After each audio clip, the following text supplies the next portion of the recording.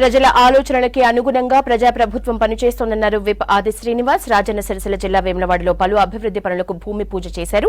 గుడి చెరువు మూలవాగులో మురుగునీరు కలవకుండా దశల వారీగా తగిన చర్యలు చేపడతామన్నారు.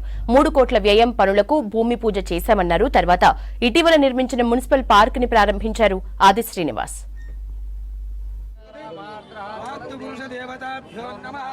2 కోట్లతో ఈ రోజు ఇక్కడ ఏదైతే పార్కు నిర్మాణం జరిగిందో ఈ రోజు నా చేతుల మీదుగా ప్రారంభం చేయడం, ఇది పట్టణంలో ఉన్నటువంటి చిన్నారులకు కానీ లేదంటే వీకెండ్లో వ్యాపారాలలో లేకపోతే ఉద్యోగాలలో పూర్తిగా నిమగ్నమై ఉల్లాసంగా సేదీయడానికి ఉపయోగపడే విధంగా ఉన్న పార్కు కూడా నిర్మాణం చేసుకుని ఇక్కడ మనం ఈరోజు ప్రారంభం చేసుకోవడం జరిగింది. ఇవన్నీ కూడా పట్టణానికి అవసరం. పట్టణానికి ఇంకా మరింత అభివృద్ధి పథంలో తీసుకొని పోవడం కోసం ఇంతకుముందే మున్సిపల్ చైర్మన్ గారు అన్నట్టుగా ఏదైతే 10 కోట్ల నిధులు అంటున్నారో తప్పనిసరి ఎక్కడెక్కడ అవసరం ఉందో మీరు ఒక డిపిఆర్ రిపోర్ట్ లాగా ఇవ్వండి. తప్పనిసరి ప్రభుత్వంతో మాట్లాడి ఆ నిధులు తీసుకురావడానికి కోసం నేను ప్రయత్నం చేస్తాను. ఇటీవలనే 50 కోట్లు కూడా మన వేనాల దేవాలయానికి బడ్జెట్లు కూడా మనం పెట్టించుకోగలిగాం.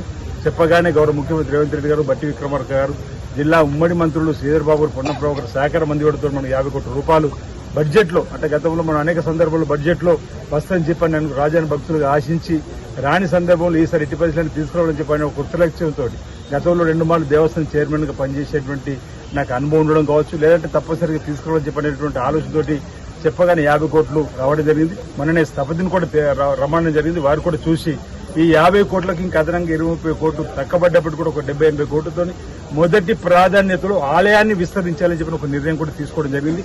ఆలయ విస్తరణ జరిగితే భక్తుల ఇబ్బంది కలగకుండా భక్తులకు ఆధ్యాత్మిక చింతన కల్పించే విధంగా దేవాలయం అడుగుపెట్టగానే కాసేపు ఆలయంలో ఉండాలనేటువంటి ఆలోచన వచ్చే విధంగా ఉండాలని మొదటి దశలో కూడా ఆ 50 కోట్ల రూపాయలు వెచ్చించాలని చెప్పని నిర్ణయం తీసుకోవడం జరిగింది. రాబో రోజులు రోడ్డు వెడల్పు కానీ ఇతర అంశాలు కూడా తప్పనిసరిగా ప్రభుత్వంలో ప్రజలు అవకాశం ఇచ్చిన సేవ చేసే అవకాశం భాగ్యాన్ని కల్పించారు కాబట్టి ఆ అంశాలు రోడ్లకు సంబంధించిన అంశం కానీ ఇతరత్ర అంశాలలో తప్పనిసరిగా అండగా మరి ప్రజలు ఇచ్చిన అవకాశాన్ని తీసుకుని అండగా నిలబడుతూ అభివృద్ధి కార్యక్రమంలో ముందుకు తీసుకుపోవాలని చెప్పనే మాట ఈ సందర్భంగా తెలియజేస్తూ